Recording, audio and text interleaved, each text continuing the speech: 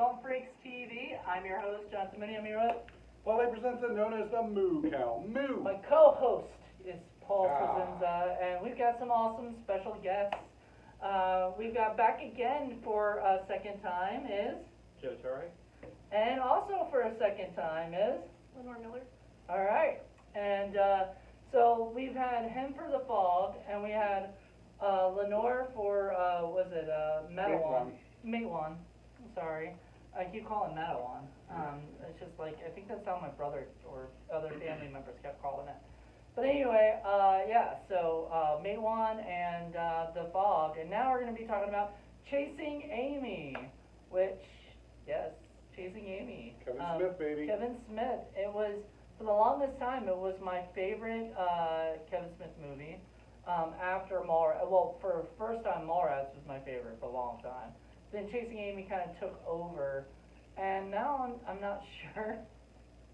We're gonna talk about that in a little bit, but I yeah. think we all haven't seen this movie in quite some time. Yeah, and then we got Or kind at of a all. different perspective, or at all. Yeah. Leonore's never seen it before. Never even heard of Kevin Smith, did you? No. Yeah, or Jay and Silent Bob. You No, know. I think I heard of Kevin Smith. I just didn't really know who he was. Well, there's Okay. also a Kevin Smith that was Hercules, wasn't it? Something. That's Kevin Sorbo. What was the other Kevin Smith? There was another Kevin Smith. Oh, anyway, there was another Kevin Smith somewhere, I'm sure. But this is Kevin Smith, the filmmaker of View Askew, who also did, Clerks. Mallrats, Dogma, Jay and Silent Bob. If you want to hear us, we did a podcast called The Mainstream, where we talked, our first episode was about Kevin Smith and how we wanted to see him do a Western. So this is going to be a different podcast, and how we're going to talk about, mainly about how he became about Chasing Amy. It's all about Chasing Amy. So let's start off, if anybody, Paul, tell us what Chasing Amy's about. Okay, well, Chasing Amy was, Bloodman and Chronic are comic book characters based on Jay and Silent Bob. They're sort of these pot-smoking, hero types.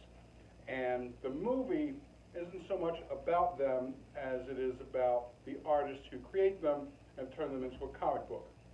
So the movie is about Holden and Banky. They're the ones who draw the comic and create the comic, and they're sort of like the hot new thing.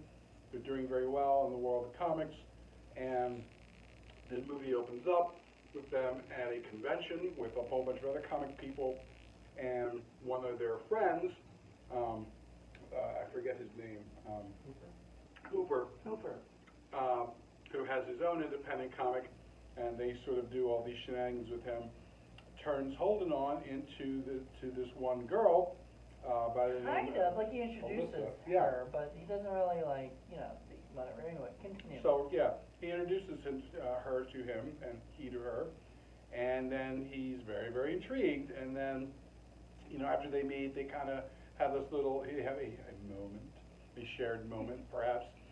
And then Hooper again sort of engineers this sort of meetup between the two at a party. They meet up, and while Holden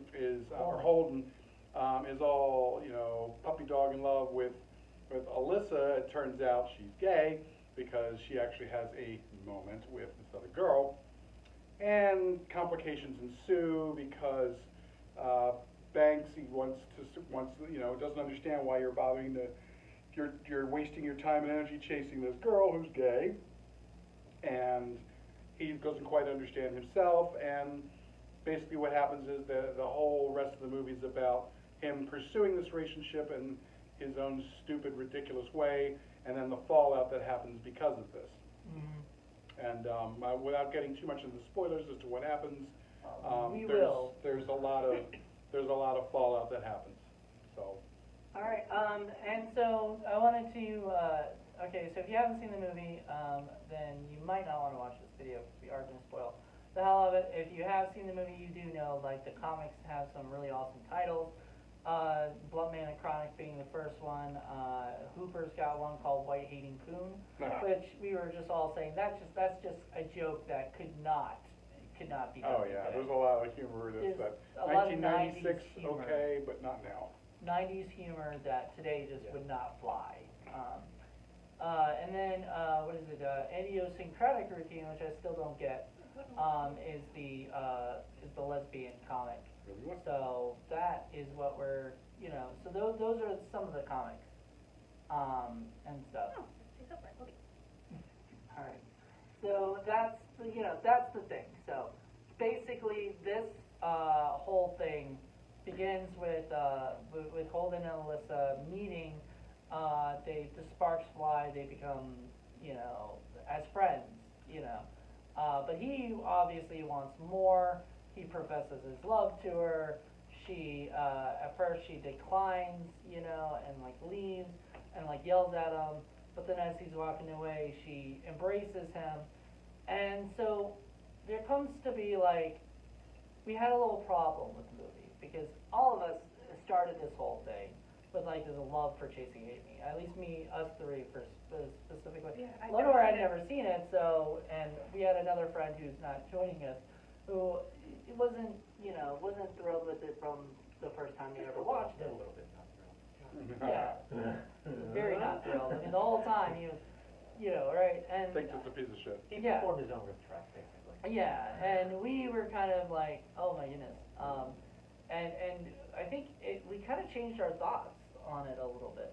I mean, and maybe, I don't know if it was just him kind of being there, or if it was literally like something that we hadn't seen in a while. Yeah, And I think we had like other thoughts now. In my case, it definitely was a matter of, okay, I haven't really seen this since sometime in either the late 90s, early 2000s, and I didn't remember it being quite as problematic as I first saw it. Yeah. There's a lot of talk in the movie, which is normal for Kevin Smith, but a lot of monologues. Almost every character has a monologue, like main character or whatever. So there's Banky, Holden, Alyssa, and Hooper, and I think those are the main people, right? Mhm. Four and stuff. So I would have liked to have seen more Hooper. Absolutely. Honestly, Oh, yeah. He was the best character. that guy was great. Also, Silent Bob has a great, monologue. Right, in the Jay and movie. Silent Bob do show up. Yeah, they do show up at the end, and they probably have the best scene in the whole movie. They do. So, and it's so funny to know, because I know Kevin Smith is not a huge fan of delivering his own monologues, but I don't know why he did that to himself. Maybe because he just felt like it was right. And it did, it felt Well, right. there's nobody else that can give that particular story. Right, which Holden does not listen to whatsoever. No, and that's so problematic. But I mean, it's not out of character for Holden.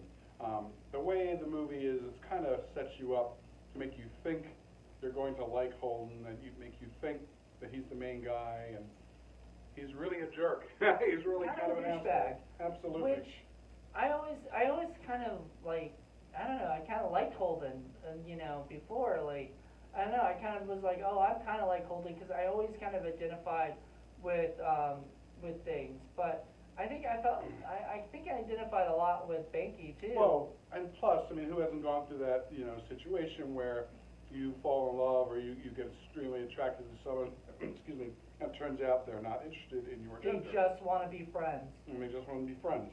So that is like kind of the perfect setup for the movie. However, they just kind of, okay, so it got me thinking when I was watching it.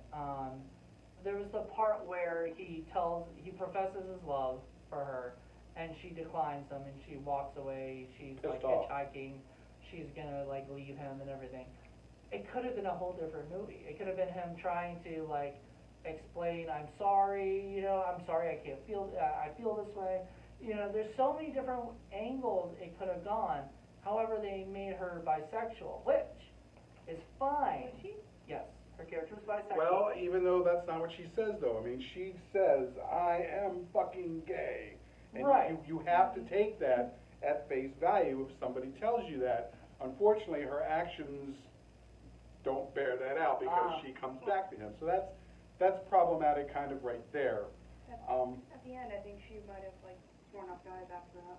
Yeah. And that's true. Now, she does say that she has been experimental, so maybe she's just still in an experimental stage. I don't know. like she's just, maybe she was confused, like, cause I mean, people have feelings for people, and sometimes it's not, you know, like, they're not Well- sure if it's a relationship that they're like, or whatever, if it's just, She makes a point of saying how she has come to him on her own terms because it wasn't because she was doing it because of society says that she's a female and therefore has to be in love with a male, or has any pressure from her parents or you know, role models or friends or anything like that. That she has tried everything, literally everything out there, and has decided on this one guy, and he's the one that wins. So it's not a total shock that she has been experimental and maybe still is. However, the fact that, I mean, she seems very, very certain to me that she screams out, "I am gay," you know, and yet she comes back and goes running to him and is really the sort of the person who wants this relationship to happen for the rest of the film, even though he's screwing it up, and I can't understand for a second what it is that she sees in him. You know, and then, you know, she goes through this whole other stuff where, you know, her gay friends are now treating her poorly because, I guess, within the subculture of gay females, bisexual females are kind of a minority or not treated very well, or at least that's what I've been given to understand. I guess that happens in the male homosexual world as well. It's, you know, that whole thing is kind of outside of my own personal realm of experience, but, you know, I just don't know that I buy some of the motivations for some of the characters, and I think that's where some of the problems come in. And the thing is, at least some of us have discussed where we wish the story had been more focused on characters like Hooper or Banksy, who has his own series of issues that he has to come to terms with. And wouldn't it have been interesting had the movie gone in that direction, where they could have possibly explored the relationship that might have been between Holden and Banky and what that would have meant. right. But he doesn't really go for that. No, he concentrates more on Holden, and I think that becomes, I think that becomes problematic because Holden is sort of a douche. Oh, he's a huge douchebag. And it's weird to think, because I know Kevin kind of wrote it about his own insecurities and stuff, but he kind of wrote a character who's, I'm pretty sure is completely opposite of what Kevin is. And maybe that's what he wanted, you know, was a character that was exactly opposite of what, you know, he is as a person, because he didn't want it to be just him, you know, putting himself out, you know, because he wanted to have that Silent Bob role, Right. where he could actually kind of be himself and kind of tell him, like, you're wrong, this is what you should do, right?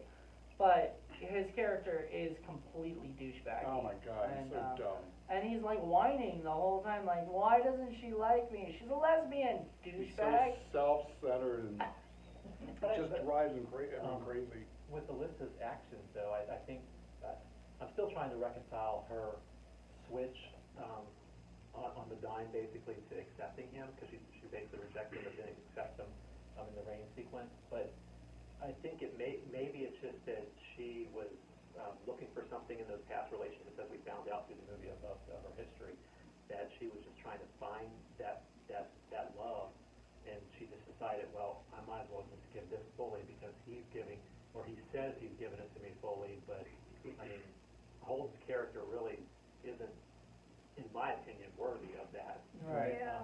Well, and then she does make a point of talking about how much of these other women that she has been sleeping with, but sleeping with someone and being in love with them are not the same things.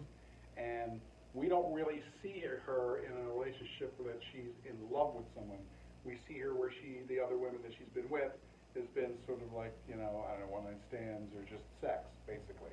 Yeah, just like the girl she makes out with in the club. I mean, it sounded like they were just, you know, kind of friends with benefits, kind of like just hookups kind of thing. Right. They weren't like, you know, she even says, I don't love her, but I fuck her, Right, you know, right. kind of thing. Like, So you could interpret that and saying, okay, based on that maybe there is room for more exploration in a very different direction.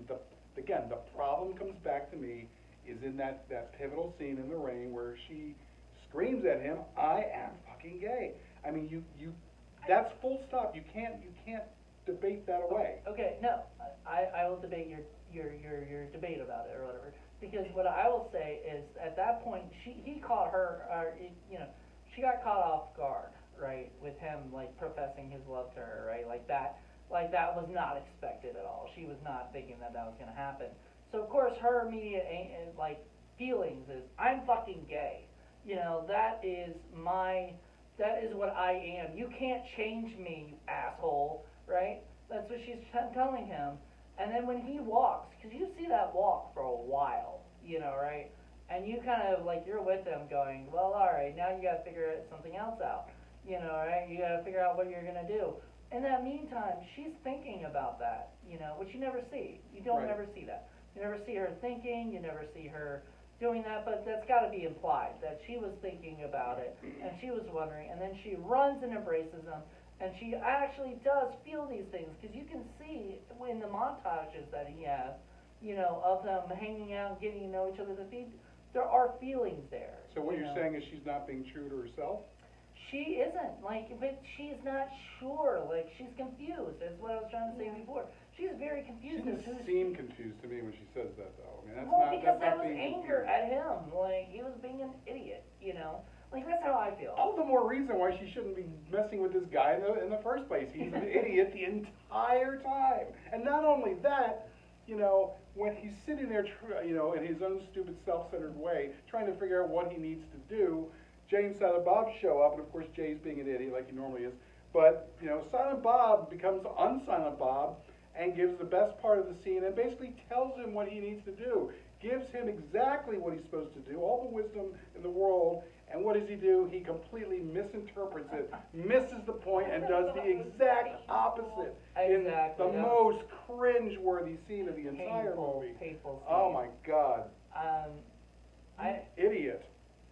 I've always felt that scene was unneeded and awful, Ow. but however, it's Holden. It is Holden. I mean, he doesn't, people complain about that scene, but It's the I final think disintegration of the breakup. I mean, that's Yeah, just I think that scene was needed.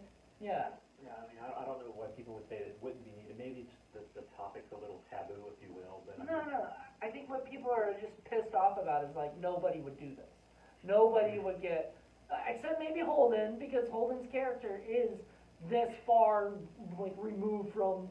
And self-centered. Yeah, and self-centered. I mean, it's not until the end of the movie that he has his turning point where he gives, which we don't even see any of it. We kind of see at the end they dissolve, and then he has written a book about that stuff. So really, there is no redemption for him. He's never really truly learned Right. how to handle situations. So, Lenore, what do you think about the film? It's a really well-made film, and I really like every character except Holden. Yeah. The first time watching it, the first thing that struck me is that, well, first I thought Holden kind of acts and talks like a comic book character. There you go. Yep. Very good. The cadence of his speech, the way he Mhm. moves, his mannerisms, it's all very comic book-like. Right. Which makes sense. He Very writes comic books. Two-dimensional. Yeah, that too. Literally two-dimensional, Right. But also is that a lot of his actions are really manipulative. Mm-hmm. Like, Absolutely. every time he's arguing, I thought it was interesting that anytime where their relationship seems like it's going well, they're in a very open space, like on the swings or the swings are the ones that come to mind. But anytime they're in an argument, and it's always an argument Holden starts, which I noticed too, it's always brought up by Holden and always in a situation where they're in an enclosed space, and that would make it difficult to leave.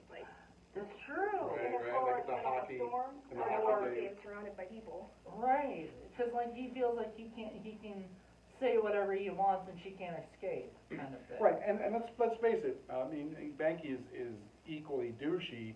However, there's an honesty to Banky's character that even while he's not honest with himself and his feelings, he's honest with his feelings about everybody else. Whether you Yeah. like what he says or not, it's coming from a place of truth for him. Yeah, of the two characters, Banky and Holden, I'd rather spend time with Banky. There you go. Yeah, it's true. You know what you're getting with Banky. Very honest, and well, actually no, because I mean, now a lot of people, a lot of fans of the Fisk universe have been upset with the fact that in Jane Silent Bob Strikes Back, Hooper and Banky end up together, right? That he ends up becoming gay, right? Because it was just like, you know what I mean? Like, it's just like fan service. So a lot of people just Yeah. didn't like that. And I kind of, I can see that. you know, like, people are like, oh, you know, Banky must be gay because all this stuff, you know, all this stuff was said. That's the thing, like, so if that's the case, then you have to look at the movie in a different way now. Because Yeah. then he was always gay, and he just was never admitting it. I mean, that he was, though. I know, but But only for Holden. He's never had that for anybody else, and why is he suddenly with Hooper? well, no, I mean, And I don't know if he really was, in this movie, he might have been leaning that way, maybe that's who truly he was going to ultimately be, but I don't know, maybe he hasn't reached that point of internal resolution during this. But it's yet another character who's falling in love with Holden, and we can't understand why. Actually, I kind of thought that Hooper and Banky were already in a relationship even at the beginning. They were friends. they were friends. They were, and what is it? I think like Hooper was Banky's first kiss, you know, or whatever, you know, Banky got kissed by Hooper before he got kissed by, Holden later on. Cause you know, he doesn't get any female love, you know, at all. Right. But he is true to himself, except the fact that he hasn't found himself yet. Right, he So has then these maybe, repressed feelings he doesn't quite know what to do with. Well, during the scene we were talking about, where he just, where where the cringeworthy scene that was referenced a little bit ago, towards the end, he's like, thank God when they don't have to sleep together. So he's either not ready to sleep with Holden if he does have feelings for him, or it's just, I mean, or he's just in denial. Or he just doesn't want anything to do with Elizabeth Jones. That's possible too. The other thing I Maybe. thought was that maybe that was the moment he fell out of love with Holden.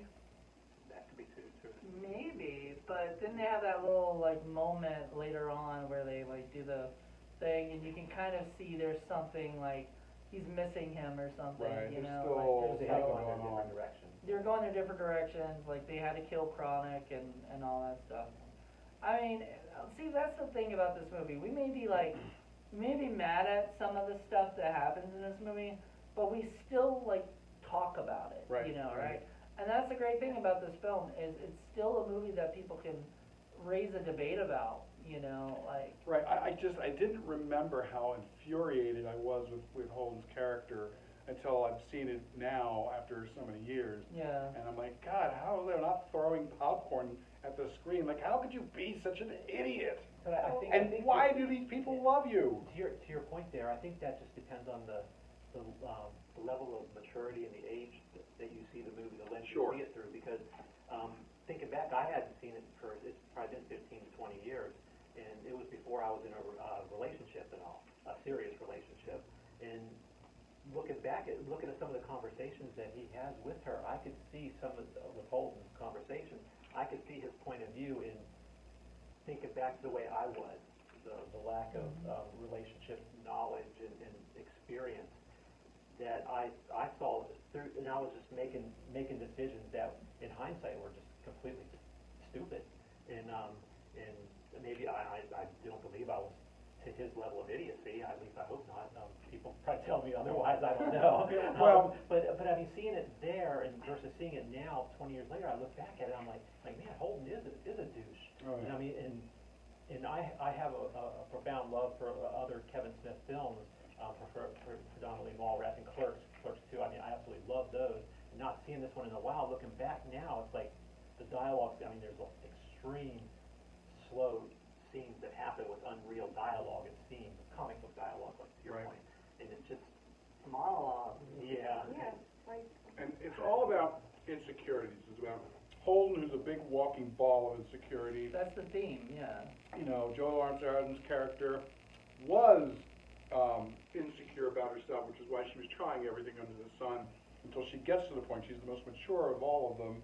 But even she still, I guess, has this kind of meltdown, for him. I still can't understand why. Yeah, like that scene in the outside the skating rink where she's trying to explain to him the most simplest of things. Like, I don't know. See, I can't say anything though because like I don't know how I feel if I had heard that. I probably just would have been like, all right, that's your past.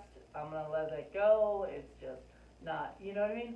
But not until you're in a relationship at that particular moment, you know what I mean? You can't say how you're going to feel if somebody, if you heard a rumor about your girl, like, taking two guys on at once, But even though that's high school, shit happens in high I school. mean, I guess it all depends on the foundation. I mean, of the relationship. I know myself pretty well. I mean, I would not have cared then, I wouldn't have cared now. I mean, the foundation and the level of maturity that you have going into it, and I mean, obviously Holden didn't have that, and Right. it was very evident through his actions, continuous actions, and his reactions to anything that didn't appear to go his way.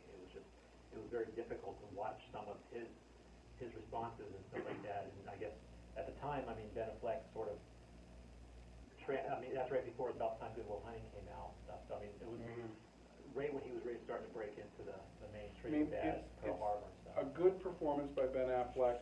He's the main character. You want to like him, Right. and yet I feel awful the fact that I did like him even a tiny bit. Now that I see him now, the way he is. I mean, Right. even the way he treats her when he's, said that he's loving her. He yells at her, he grabs her. Yeah. He makes her feel like shit. I'm like, really? This is what you do? And yet, like, okay, yeah, that scene. I'm gonna go back to that scene, the ice skating rink scene. She's coming out. She's pissed at him for bringing that stuff up in public, just like was said, like where she can't escape. She yells at him, and then he's grabbing her and telling her, like, what are you doing? Like this is so messed up. Is this all true? And she's still going back to him. She wants him, and he's telling her all these things like a normal person would say, hey, dumbass, look, if you don't want me and everything, I'm just gonna leave because like there's no reason for a one-sided relationship. So like you this. you can see why the LGBT community just has serious issues with this film. I think back in the day they didn't, in the first beginning of it, they didn't because it did sort of shine lights to issues in LGBT And bring community. characters on screen that really hadn't really Yeah, been done hadn't really in been a done. mainstream movie before. But I think nowadays, if the LGBTQ community were watching this, they would hate it. They say the F, I'm not even gonna say the word that they say like a million times in this movie, not just in like, kind of a way like guys would say stuff like that. I mean, this is a derogatory. And it's said in a hurtful way. Yeah, they say it in a hurtful way so much that even characters I didn't expect them to say it. Like even Jay says it at one point, and I was just, and I mean, I'm not gonna, like I said, I'm not saying the word, but I'm sure you know what the F word is. That is Florida. Yeah, Florida. Sorry, Florida, for being hit right now. Yeah. By the hurricane. But yeah. So, And I'm kind of glad we've come to a point where that sort of term now is considered a no-go word. I'm very happy I about hate it. that. I've always hated it. I always thought it was the worst word. I've never put it in one of my films. Like, I will never, ever have anybody say it. And it's not because, like, I'm a patriot for the LGBTQ community. I just don't like it. I think it's just like the N-word. You don't say it. You know what I mean? Like, there's just certain words that I feel should not be said on film or anything unless they have like a direct There's impact. so much baggage and so much connotation that's harmful and hurtful to others that I just can't condone it. Right. And so, I mean, yeah, so there's just Words certain mean things. something. Yeah, and so I just feel like this movie nowadays, if the LGBTQ community would watch it, they would think, this is not a movie that holds up And as far as. That's not the only thing. Remember when they had that one fight and then there's, Frankie's sitting outside and Holden goes down to talk to him. And he's staring at the preteen, or like 13-year-old Catholic schoolgirls, and he's kind of drooling over them. It's kind of creepy. Like, It's like, dude. there's like, I mean, little jokes in there Clearly that underage. nowadays definitely couldn't get away with. You do something like that nowadays, and people will be like, all right, I want to turn this off, you know. And This is so, a Miramax film. Harvey Weinstein. Come on. I mean, that's the interesting thing too. Is like, this movie was originally going to be produced for like a couple $1 million or something, you know, and everything, and then. But with like Jon Stewart, Drew Barrymore, and David Schwimmer in the cast. That would have been a completely different. Jon Stewart in the Holden role, like I don't see it at all. No. Drew Barrymore as the main, no, and that was because like apparently they all had deals with Miramax, you know, right, or whatever. Good God. Drew Barrymore was right after Scream, so probably when she was. Yeah, that's probably the deal that she had. It was like a 3-picture deal. Then Friends with Schwimmer, and yeah, so I mean I could see where that was. Well, I don't know. Yeah, I don't know what deal with David Schwimmer had, but Jon Stewart had. He did like a pallbearer and stuff like that around there, so I mean. Oh yeah. He was probably that was Miramax. I think that was Miramax. Was Kissing a Fool also? Because that was Jason Lee. That might have also been a deal that. But yeah, I could see. Yeah. So Jason Lee also is, I mean, in a lot of Kevin Smith stuff. So I mean.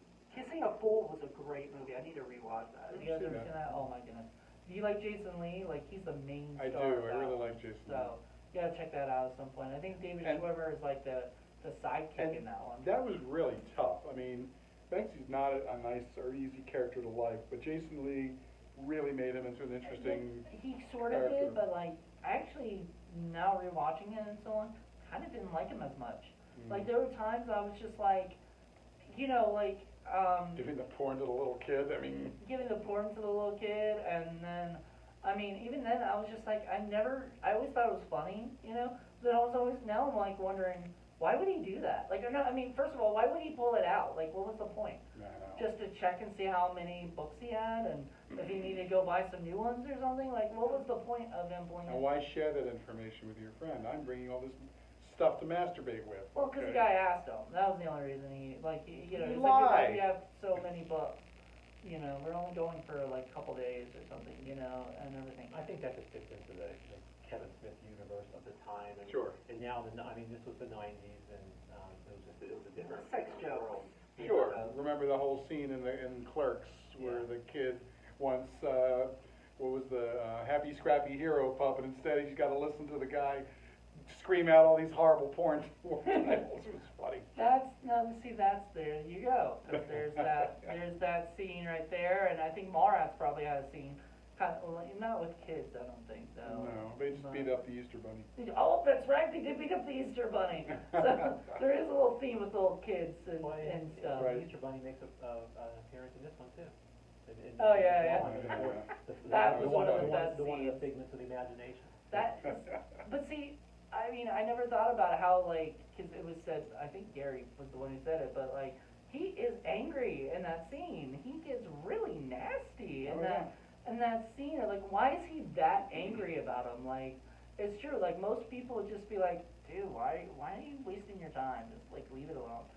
And so I kind of agree with that, like, mentality. I was kind of like that, too, when whenever my friends, like, will start liking a girl, I'd be like, dude, you're wasting your time. And then if they end up hooking up, kind of like, damn it, now I'm like gonna be friendless for like a while. Well, you raised an interesting question towards the end when you said, you know, if you had a chance, if you bumped into Kevin Smith, you would ask him, how do you think Chasing Amy holds up today, so many years later?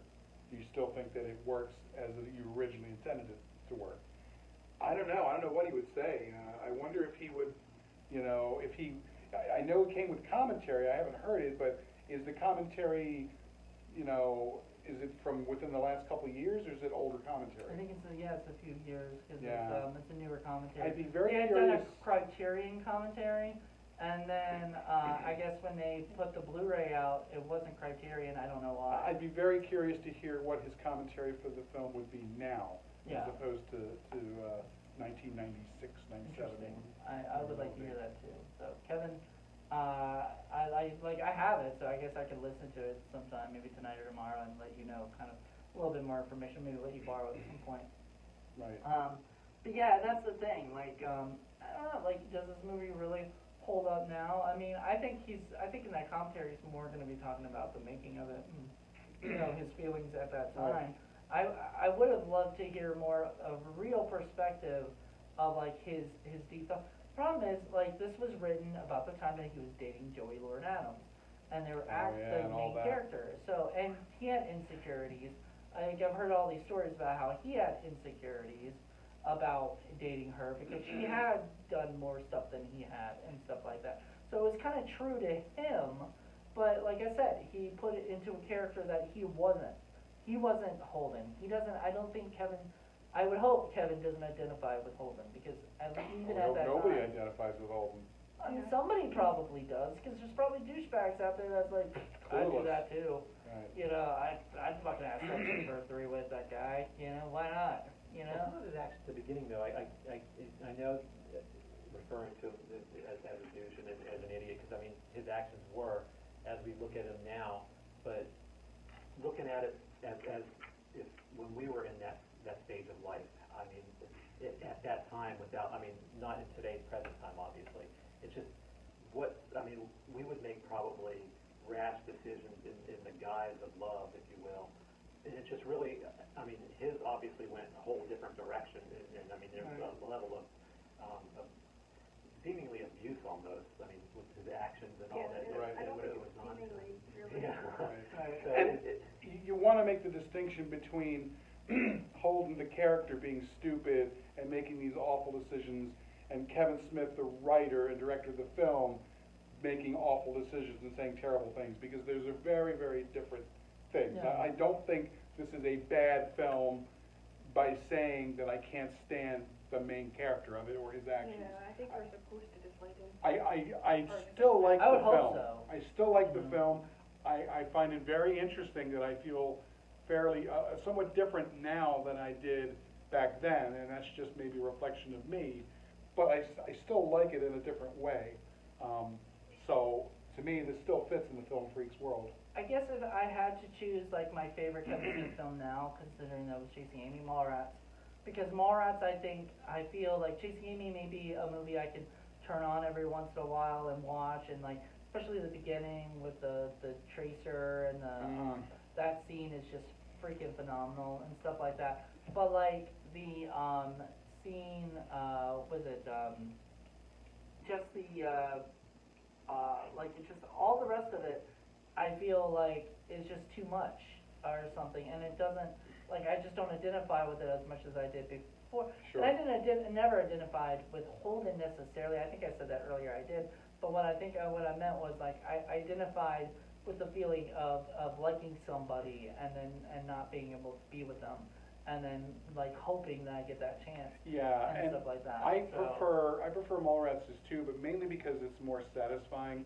You know, Mallrats kind of aims for here and hits there, Right. and does it in a very satisfying way.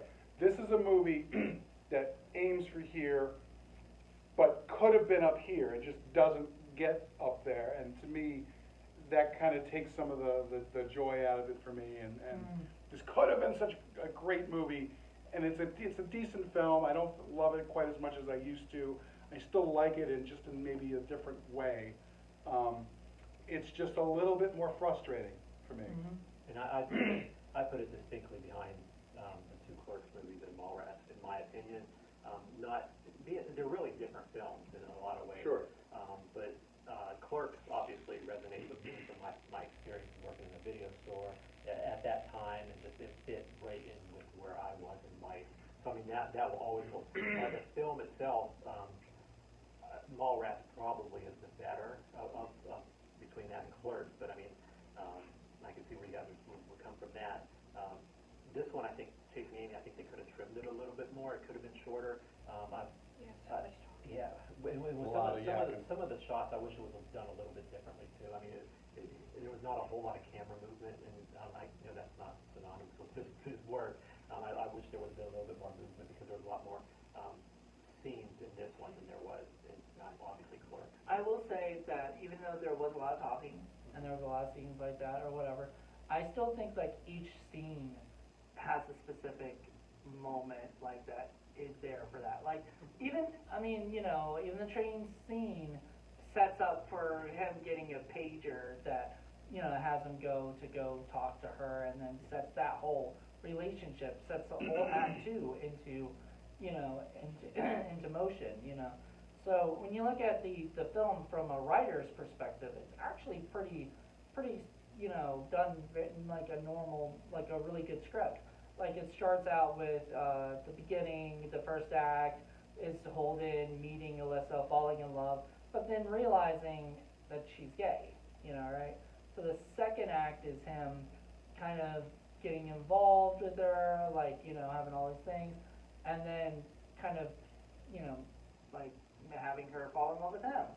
And then they fall in love, then, you know, this second act kind of breaks up, then all of a sudden all these bad things happen, and the third act is like the resolution of everything, like all the fallouts, all the mistakes, ups and downs. And there's a lot of ups and downs. And don't get me wrong, just because I say he's, you know, kind of over here, I mean, this is still a very complicated and complex movie. I mean, he could have just gone for a dumb teenage comedy. He was. You know. Originally Chasing Amy was originally supposed to be a teen comedy. Right. It was not, it was going to be a mainstream teen comedy. There was going to be a girl named Amy. It wasn't going to have that metaphor, the symbolism of it, you know, and all that stuff. It was just going to be. He totally could have gone in that direction. He actually wrote a script for it, too. He went for something better, and full marks for that. Maybe, even though it's frustrating, the very fact that he pushed that and went for something larger than what it was supposed to be is great.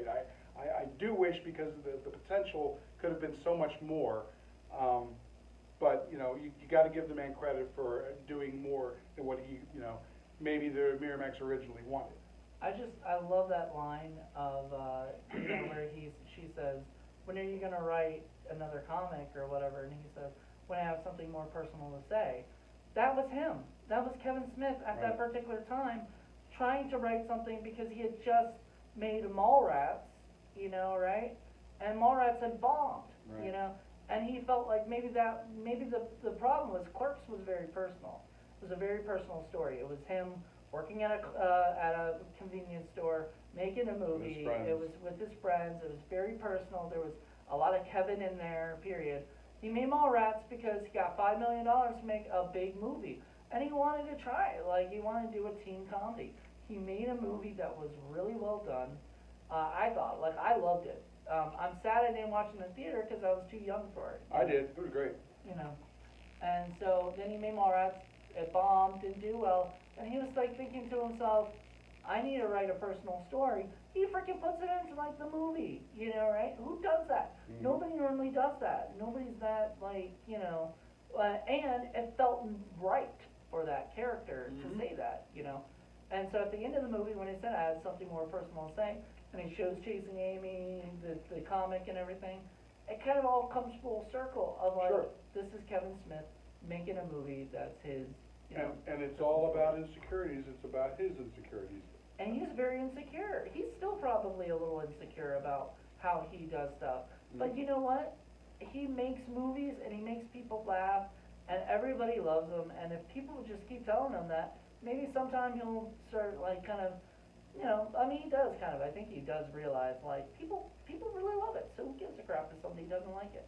You know? I think I think some of the frustration that I had with it, and I'm saying this obviously with little, that it was a really good film, was that the scenes where I'm saying that it seemed like it could have been cut back a little bit, because some of the monologues or the interaction was like, okay, they've already really made the point of the scene, but it just kept going. And I think maybe he was trying to, I don't say cater, but the Clerks and the Mallrats side of things, of bringing the elements of what's going on in the world at the time and stuff that was of interest to him, putting that in there in addition to all the references to that stuff, in addition to the gist of the story.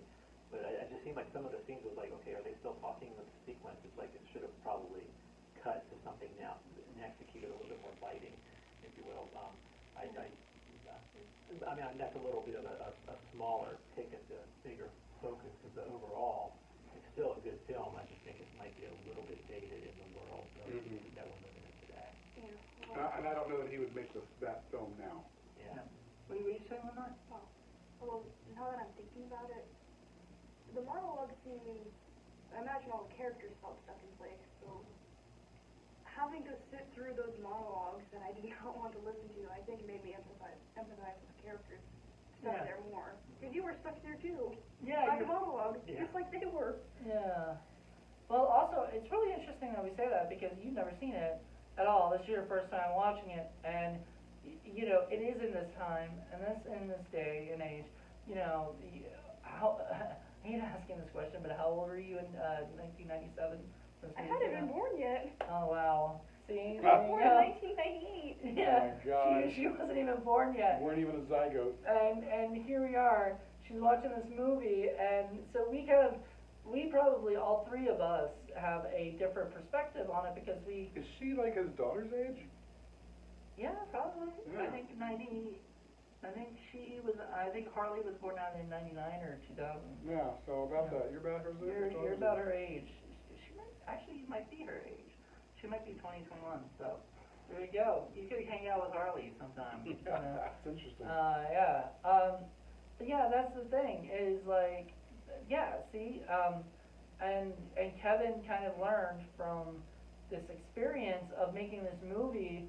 You know, because later after this, it actually did very well compared to Absolutely. Mallrats. This is the one they put him over the mainstream. Yeah, put him back on the track because you know usually if you get a hit, you know, like Clerks, you know, you want the next one to continue to be a hit because if you do a bomb, then all of a sudden nobody cares, right? Usually, right? So they had basically nothing to lose at that particular moment, right? Like, this was the movie that was either going to continue to just bomb and he's just going to continue to whatever, or it was the movie that was going to rise him back to where he needed to be. That's what happened. So you ended up making Dogma after this.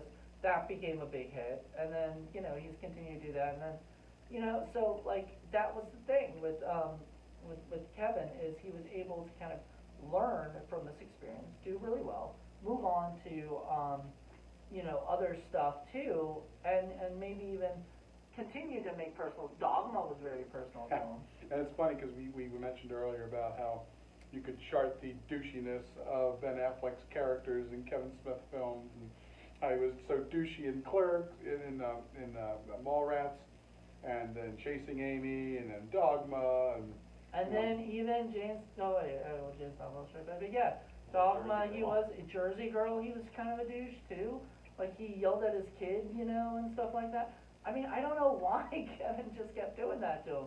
Maybe that's why he stopped working with him after a while. He was dude, doing that in, Dazed and Confused and stuff like that with the past. I mean, that's not Kevin Smith, but right. But, I mean, he was the guy chasing everybody to beat him. He wasn't so much a douche, he was just a bully there, but. He was a douche. His character was a complete douche. Yeah, he was the ultimate bully. Yeah, he was the ultimate bully. And then he kind of became that guy who would, you know, get upset or whatever. Like, even Shannon Hamilton was his character in Mallrats. His character would, at Shannon Doherty, when they were talking, he was, like, all upset because she was in the elevator with Brody, who actually ended up being, you know, Jason Lee or whatever, right? Which is so weird, because, like, you would have thought that Jason Lee, because of Mallrats, would go up, but, like, Mallrats bombed, so Jason Lee had to take a step down. Right. And yet, you know, their trajectory kind of changed. They both went on their separate paths, but, you know, who would have known that the guy who was a complete douche would get the career? Although, Jason Lee did get that TV show. Yeah, he did Earl and My Name is Earl. My Name is He Earl. also did, he has a movie with a guy thing and a few other things he headlined. So, I mean, he had some stuff, but obviously not to the level that. Yeah, Affleck got like, was it, Good Will Hunting was a really good thing for him because it also showed he was a different side. Chucky from Good Will Hunting was just a very nice guy, you know, right? Like, caring about his friend, did stuff for him, you know what I mean? Just the exact polar opposite of the guys that kind of Kevin makes them play. Kind of feel bad, like, now that I'm, like, looking back at it, because even Azrael in, you know, the Angel in Dogma, he's a complete jerk, you know, right? Like, you kind of like Matt Damon's character a lot more, you know, even though he's like the more troublemaker character, Loki, you know, not Azrael, I'm sorry, that's Jason Lee's character. Bartleby was, Bartleby, sorry. People are correcting me right now, like, while they're watching this, going, that's not his character's name. Bartleby was the character's name, and he was kind of a complete tool. Like, you know, like he has this chance to be like, get back and everything, and all this stuff, and they're just like, you know, we need to get to heaven as soon as possible. And the guy's like, and Matt Damon's character's like, no, you know. Nobody likes to have to play the jerk all the time. I Hint, know. hint, hint. Well, you're gonna have to, buddy, in the next couple of ones we do. But I don't even look like Ben Affleck, so I don't I even know. get that bounce. I know. Well, The Fleck- rules are the rules. Well, Fleck, the rules are the rules. Well, Fleck did go on, I mean, right after that, I mean, after Good Will Hunting and did, what was it, Armageddon and Pearl Harbor, and, I mean, he started getting more mainstream and not the douchey type of characters. No, they were just douchey, shitty movies, unfortunately. Hey, I Shakespeare like in Love. Armageddon. Shakespeare in Love was great. There you go. I liked Armageddon. I hated that movie. Not for Hate that movie. We're gonna have a fight later in the parking lot. Let's go.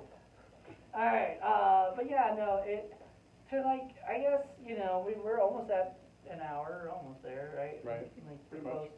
So, I just wanted to kind of like, I guess sum up our theories, our opinions on everything is that when we saw us three, because like we said, she wasn't even born when this movie came out, and she hadn't even seen this movie yet, when we had seen it, we all kind of probably enjoyed it, thought it was a pretty decent movie, and it is a pretty decent movie. It's just, you know, you look at it in a different perspective now, especially in the 20,000s, you know, like you're like looking at things in a different way Right, than you were in 1997. Part of it too, I have to go back and say at the time, was me just loving Kevin Smith, loving Clerks, loving Mallrats, because it wasn't a bomb to me, I loved it, and wanting so badly for Chasing Amy to be like the big movie for him, to push him up into the mainstream and be the next big thing. I wanted to like this film. Maybe I gave the movie a little bit more credit than it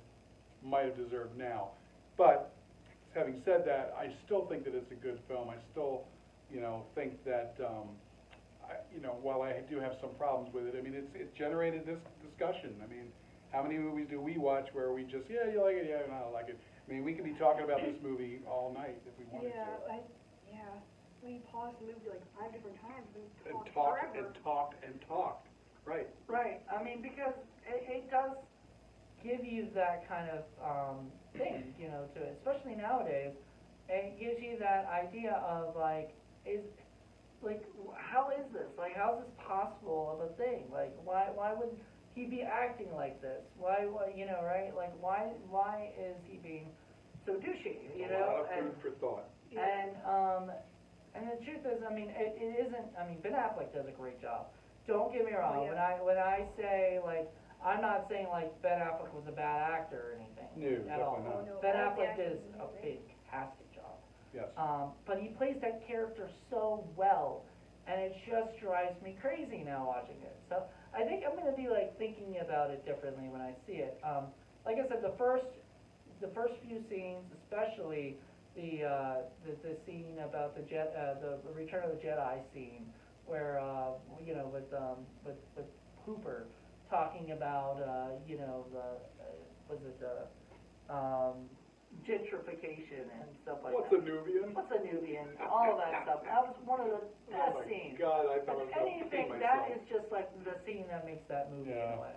And I think the idea of the show being film freaks and stuff, it makes you think that even if you go back and look at something like this to celebrate films and stuff like that, if you go back and look at something that you saw in a different light years ago, maybe you didn't like something years ago, and you try it again through a different lens of life, and you might appreciate it a lot more. I know Yep. there's a TV show that does that that's really good with, as a kid, I never understood it. It was All in the Family. Now, Right. as an adult, I can get the humor. Obviously, that would never play well today Yeah. in a new Ooh, sense. hell no. But I see it through an adult eye with some experience in life, and it makes me more appreciative of it. And I think that's the whole idea of these segments is to appreciate films and appreciate Right. the differences and to discuss it. And There's a lot to really appreciate understand in this film. When I was a kid, I hated Howard Zinn. I hated that movie. Love that movie. You know, because I just thought it was like so boring and everything like that. I bet if I watched it today, I'd enjoy it for its, for, you know. When she goes walking out into the bluebells, it's just such a beautiful scene. I'm like, oh, I want to live right there forever. See, that's a Film Freaks episode right there. There you go, possible film freaks episode. That might be a fall selection. I know. it feels like At some a point, maybe. But no, it's just one of those Merchant things. Ivory. Alright, so just so everybody knows, we've got one more Film Freaks of the season. It will be Paul's, it probably won't be Howard's in, just let you guys know. Probably Not yet. But he's got a few ideas in his head, I'm sure. Yeah. Oh, yeah. Any last thoughts on Chasing Amy before we wrap this up? I'm just glad I got to look at this Kevin Smith film and seeing it years later. It's just really, I might not think quite as highly of it as I did back then, but I still appreciate it. I mean, it's definitely worth the time to definitely give another look at. What about you, Lenore, since it's your first time watch? I don't know entirely how I feel about it, and I probably never will. It's always going to be shifting around, but there was a lot in this movie that you're just always going to be thinking about. That's a good sign. Like, there's a lot of different stories going on. For Alyssa, it's a story of doubting, coming to terms with, doubting again, and then finally accepting who and what you are. With Banky, it's a different story. Like, I wasn't too surprised to learn he was gay. Early on, when the scene where he's talking to Alyssa about past relationships, I actually misheard the name Brenda as Brandon. So that's why I wasn't too surprised by learning he was gay. I thought everybody knew already in the movie. There you go. And of course, it's a different period in 1996, 1997 to come out as gay. It's a lot, I wouldn't say easier, but it's more accepted now, I would think, in the mainstream. Yeah. But for him, I think it's the process of falling out of love with a crush. Like that big scene where Alyssa breaks up with Holden. I think that's when he falls out of love with him. And that first or second crush in life, or especially the first one, it sticks with you forever. I mean, at some level, it helps shape who you become. Sure. Yeah. And with Holden's story, at first I didn't like that he was the main character, but I think I can see why he is now. Which is that everybody has an experience in life, and probably several, where a big fallout happens and they're completely at fault for it. Right. Like, I'm practically a baby compared to the history, and I've had situations like that. And it sucks to go through, but it forces you to grow in ways you wouldn't be able to otherwise. Right, and to me, that's probably the biggest lesson of all in this particular film, is that everybody has that experience where you are Holden, where you are an idiot, and you are acting like a douche, and you don't even know it. You're so focused on what you think is right and what you think should be done that you don't even know that you're the clueless idiot. And that is an extremely hard thing to admit to yourself and to understand. And I think that's probably the brilliance of this particular film, is by making, you know, Holden such a jerk and such a douche, and the main character, he's saying everybody needs to take a long, hard look at yourself, because we've all been like this at some point. Yeah. Every one of us. You know? Yeah. And that's hard. That's a hard thing to wrap into what should have been a mindless teen comedy. You know, and fair fucks to Kevin Smith for making that leap from there to here. Yep. Yeah. Even though you said it didn't go there. Right, and the potential could have gone even more, but it's okay. It's It is okay. what it is. Yeah. Yeah, I just would have loved to see more of a Hooper story. You know? Sure, and that's exactly what I mean. Maybe, maybe Hooper can get his own solo story someday. That'd be great. I would like Or to a see comic Dwight at Yule least. and more stuff. What? Yeah. Or a comic at least, if it's for this. Yeah. Maybe like- there is. Maybe there is. I don't know. He does do a lot of comics. I mean, it's nice that they show up again in Dogma, but I would like to have seen those characters get a little bit more time. Yeah. Yeah. Actually, wait. No. Yeah. Chainsaw Bob Strikes Back. Jay and Silent Bob. Yeah. So. But thank you guys so much for listening today. Check us out on Facebook, Instagram, and Twitter at Film Freaks TV. I guess you can check us out personally, Paul Presenza on Facebook, Jonathan A. Moody on Facebook. Joe, did you? Yeah, I'm there. Okay. Joe Turek, he's on the Facebook. Everybody's on Facebook. Lady needs to be on Facebook. Her pictures are on She should have her Facebook own always. page. She does, she's adorable. She should get her own page. And the cow should get his own page. Yay, Film Freak Cow. Alright, so thank you guys so much for checking this out. I hope you enjoyed it. And subscribe to our YouTube channel down below. And check out our other podcasts like Indie Film Cafe, Criterion Watch. Oh my god. Just go ahead to sickflickproductions.com, you'll find all of them. And while this is an abbreviated first season of Film Freaks, be aware that we got a whole slate of movies to go over In second season. Second season. We're going to be season doing 2. 12 episodes. That's So right. there'll be at least one episode a month, like there should have been this one, but it just wasn't.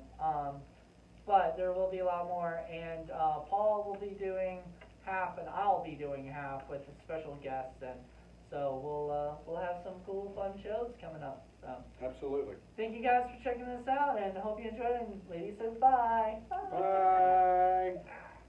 Bye. Bye.